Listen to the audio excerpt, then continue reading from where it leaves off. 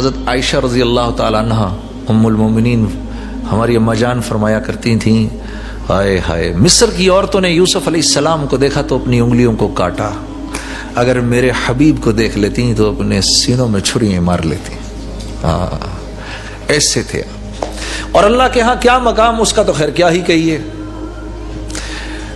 آپ صلی اللہ علیہ وسلم نے معراج میں اللہ رب العزت سے پوچھا، یا اللہ آپ نے ابراہیم کو اپنا خلیل بنایا اور آپ نے موسیٰ کو اپنا کلیم بنایا اور آپ نے داؤد کے ہاتھ میں لوہے کو نرم فرمایا اور آپ نے عیسیٰ کو روح اللہ بنایا، یا اللہ آپ نے مجھے کیا عطا فرمایا؟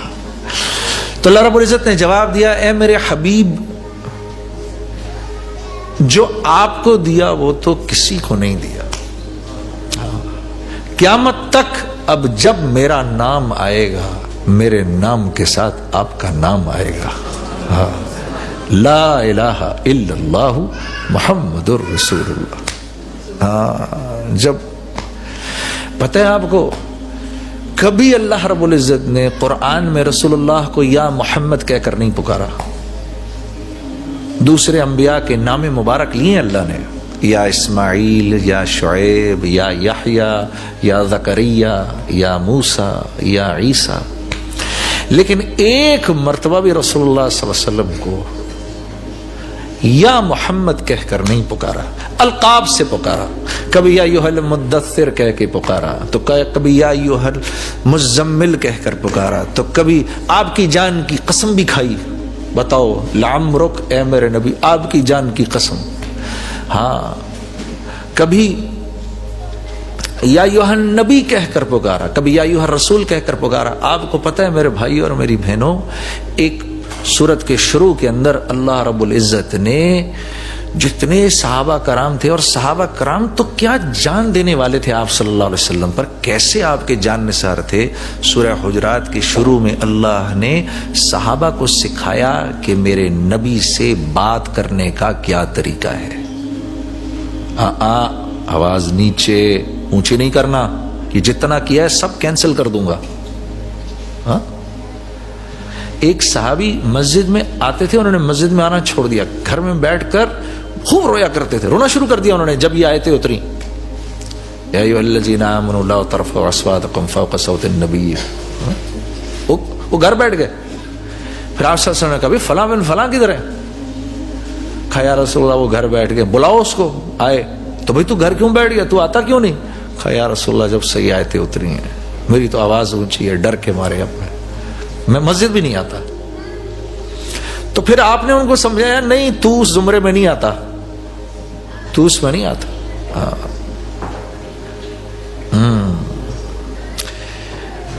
تو جس نبی سے بات کرنے کا طریقہ اللہ سمجھائے لوگوں کو، اور وہ بھی جان نثاروں کو،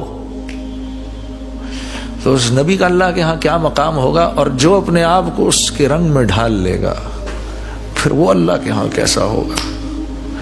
آپ دیکھو سوچنے کی بات ہے، حضرت بلال رضی اللہ تعالیٰ عنہ تھے تو غلام، کیا تھے جی؟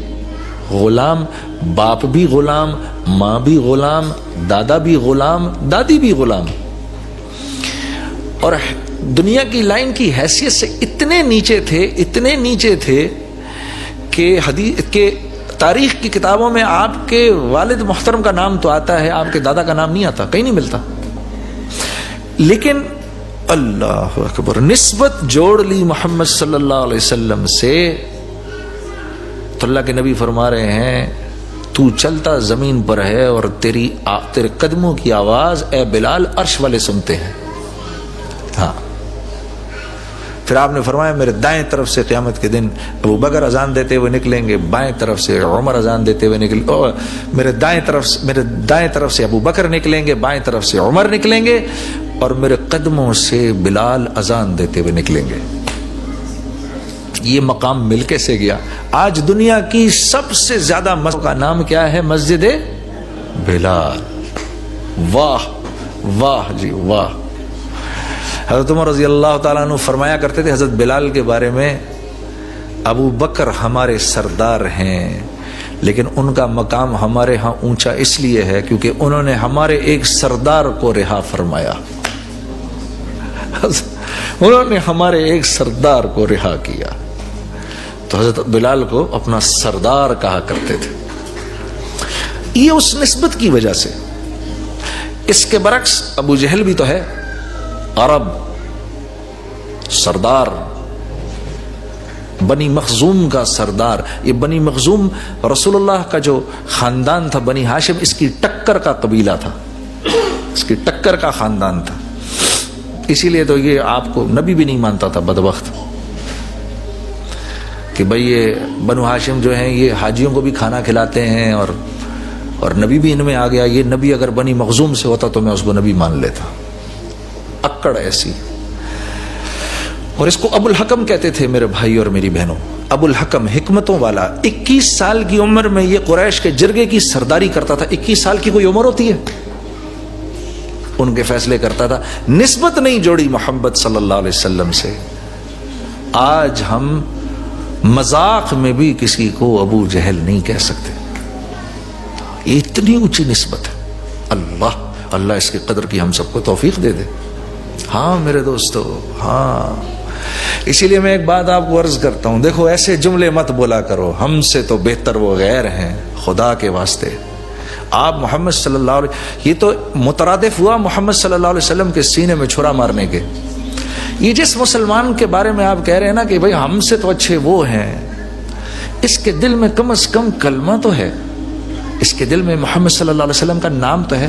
آپ کاغذ پہ گرا ہوا پرچہ، اس پہ کلمہ لکھا ہو، یہاں نیچے پڑا ہوا دیکھیں، آپ ایک دم اٹھا لیں گے اس کو صاف کر کے پوچھ کے، یا جیب میں رکھ لیں گے، اوپر کہیں رکھ دیں گے کہ بھئی اس پرچے پہ لکھے ہوئے کلمے کی تو اتنی عزت. اور یہ جو کلمہ جس مسلمان کے دل میں ہے اس کے بارے میں ہماری یہ رائے بنے، نہیں، یہ محمد صلی اللہ علیہ وسلم سے وفا نبھانا نہیں ہے.